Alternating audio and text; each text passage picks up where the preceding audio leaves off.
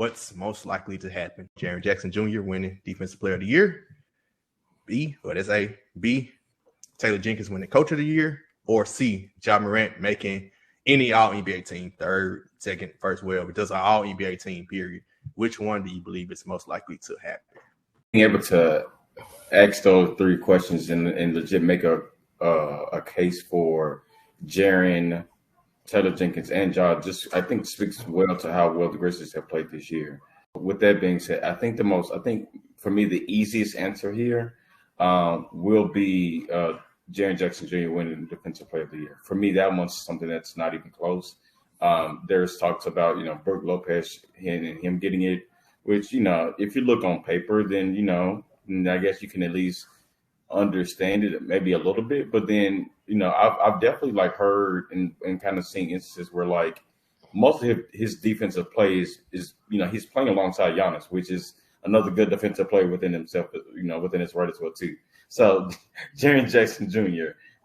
Winning Defensive Player of the Year is the answer for me. Well, the most likely thing to happen out of those choices will be Ja Morant making an All-NBA team. The reason I say that is because while Jaren is definitely the top candidate for Defensive Player of the Year, I feel like those that vote are going to use this most recent game against the Chicago Bulls as a testament as to why he shouldn't win it, given that the Grizzlies are near the top of the West and they just had a 20-point loss to the Chicago Bulls.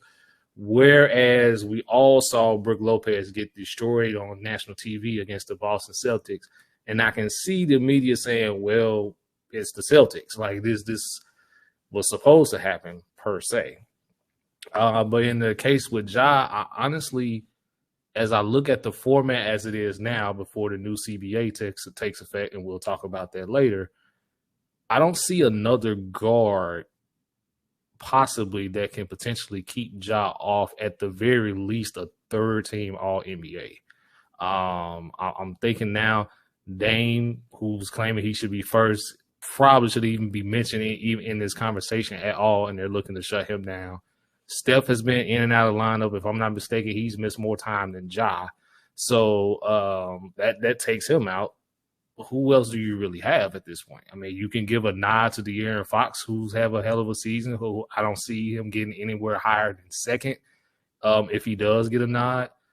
Drew has been up and down, so there's maybe a case for him. But as far as a shoe-in, as far as the guard is concerned, I'm definitely going Ja. I just can't see any other guard, and please correct me if I'm wrong, but I can't see any other guard that's going to keep him off this list altogether. The definite that should happen is, case in point, Defensive Player of the Year, Jaren Jackson Jr. That is stamped that. The only reason Ja, and I got Ja going first team All-NBA. That's me personally, okay? But I think that they don't want Ja to be an All-NBA player because of what has transpired for him during this season. So I unfortunately think it hurts his case. Do I believe that there are 5 other guards better than him this season? No, but it's hard. One player that you didn't mention, I don't know if you did or not, SGA, should definitely be an All-NBA by second or third team, not first team.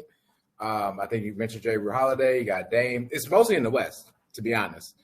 West is where your guards are at. Luka with a tanking Mavericks team, and Damian Lillard with a horrible tanking Trailblazers team. But again, to me, I think the definite is definitely Defensive Player of the Year is Jaren Jackson Jr.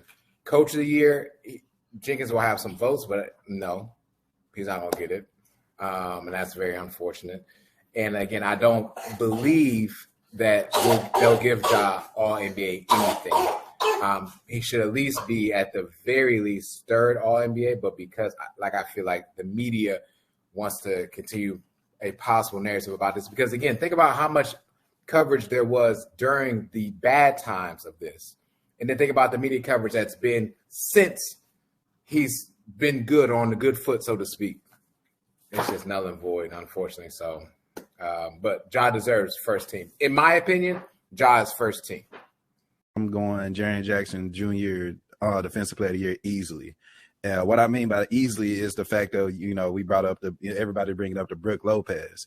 And Skylar, the reason I was doing this was like, because you said he's playing with Giannis, and I'm like, okay, keep going. He's playing with Drew Holiday. Let's keep going. He plays with Chris Middleton. Let's keep going. Bobby Portis, who I think is a better defender. Let's keep going. Javon Carter. Let's keep going if we want to. You know what I'm saying? So I'm like, all those defensive players, I would hope that you're a defensive player as well. You know what I'm saying?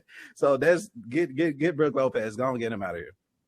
But as far as like Ja Morant, I think that the story of everything that's going on, plus with a combination of last season when the Grizz were able to show the national media that this is still a good 55 win team without Ja Morant. And I think that plus the story of this summer, the story of this season, I think it's a chance that Ja Morant could miss it. Now, am I saying he will? Absolutely not. Like I got him as a second team. But, we can't disrespect somebody who's third in points in the season, and that's Dame Lillard. He's third in points right now. We can talk about, Luka and everybody tanking, but at the end of the season, they may have the same record. So the same case and argument someone make why Dame shouldn't make it, I can make the same cases why Luka should make it. I'm not going to disrespect Luka. I'm not going to disrespect Dame. I think another guard as well that could get into it would be, honestly, James Harden. James Harden is leading the league in assists right now, and he's averaging 21 points and 6 rebounds. That could be right there as well. So, and then you got, still the Drew Holidays. And honestly, like my first team would be Donovan Mitchell. I got him over Ja Morant. So, you know what I'm saying? So there are some guards that can go over Ja Morant as far as like adding, to the people that are voting for these things. You add, everything that's going on off the court this season. Plus, they can make the case that the Grizz, how they talk, could be a better team without Ja Morant. So I think that may be the only thing that'll keep Ja Morant from being on the All-NBA team. With me, I think Triple J, when Defense Player of the Year should happen, is most likely to happen of these three.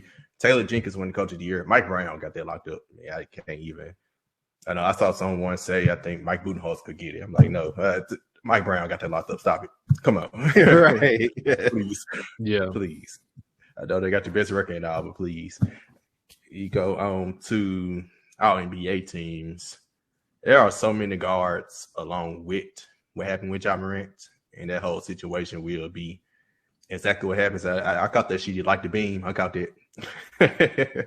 I caught that. But yeah, it's already a lot of guards. Then you add in that whole ordeal where everything's going on off the court, everything in the game, the time he's missed.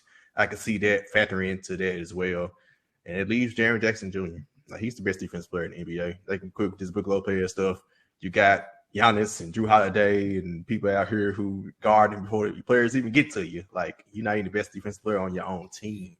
And we still saw last week, Wednesday, when they made Jaren Jackson rest, the Grizzlies gave up 100. I was at the game on my birthday, gave up 141 big ones to the LA Clippers at home on their home court. Jaren Jackson returns Friday night. I think they did the Clippers even score 100.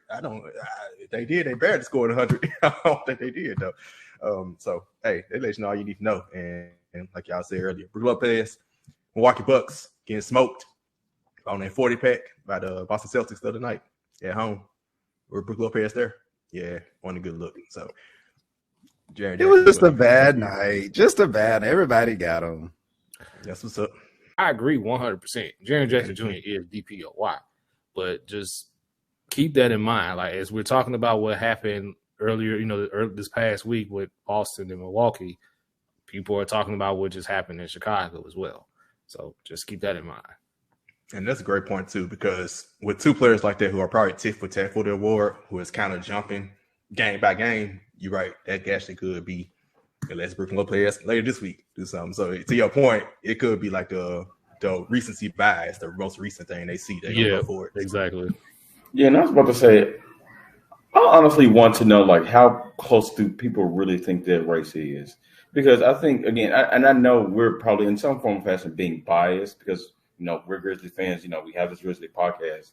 But it just looks totally different in terms of, like, who is the better defender of the two. So I want to know, if that's, again, we talked about this last week, if that's a narrative that, the media are putting out there, it's ticket for tackle. Like, here's the chances for Jaren. Here's the chances for Giannis, or not Giannis, for Brook Lopez when, it's probably, in my opinion, miles ahead. But there you go, though. You said the case for Giannis, right? Boom, chakalaka, got him. You talked the right way through it, baby. Just saying. We splitting hairs here, baby, and I ain't got no more. Come on.